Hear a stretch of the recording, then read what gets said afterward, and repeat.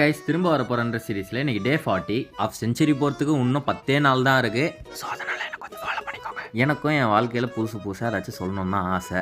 ஆனால் நம்ம வாழ்க்கை எங்கள் காலேஜை விட்டா வீடு, வீடை விட்டா ஜிம்மு. அதனால் என் வாழ்க்கையில் பண்ணுற ஃபஸ்ட்டு விஷயமான காலேஜுக்கு வந்துட்டேன். இங்கே காலேஜில் இருக்க செக்யூரிட்டி ஸ்குவாடுக்கும் காலேஜில் ஸ்டால் போட வந்த ஸ்குவாடுக்கும் சரியான சண்டை போல் அதை லைட்டாக வாட்சா விட்டு கிளாஸுக்கு வந்துட்டு நான் அதை ஃபஸ்ட்டு மீல சாப்பிட்டுட்டு மந்தமாக கிளாஸில் உட்காந்துருந்தேன். லேபுக்கு போப்பான்னு தொத்தி விட்டாங்க.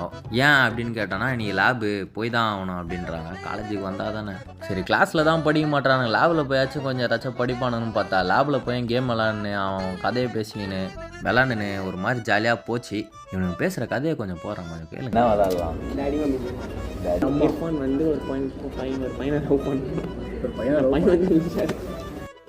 பார்த்தீங்களா பையன் என்னென்ன பேசுகிறான்னு சொல்லிட்டு இந்த மாதிரி தான் ரொம்ப கிஜிமிஜானு பேசின்னு இருந்தானுங்க. சரி நீங்கள் பேசுங்க, நான் வீட்டுக்கு டாட்டா பாய் போகிறேன்னு சொல்லிட்டு வீட்டுக்கு நானும் வந்துட்டேன். வீட்டுக்கு வந்தோடனே என்னோட செகண்ட் மீலு அதை அரைச்சி முடிச்சோன்னே ஜிம்முக்கு கிளம்பிட்டேன்.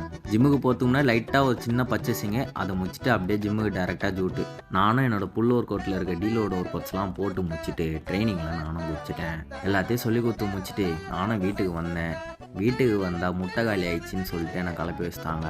வீட்டில் மெயினாக நம்மளுக்கு தான் முட்டை தேவை இருக்கிறதுனால அதை போய் ஃபஸ்ட்டு வாங்கிட்டு வந்துட்டு என்னோடய டின்னர் மீலையும் சாப்பிட்டுட்டு மறுநாள் தேவையான உருளைக்கிழங்கெல்லாம் ப்ரிப்பேர் பண்ணி வச்சுட்டு அப்புறம் என்ன இந்த வீடியோக்கு வாட்ஸ்அப் கொடுத்துட்டு போயிட்டேன்.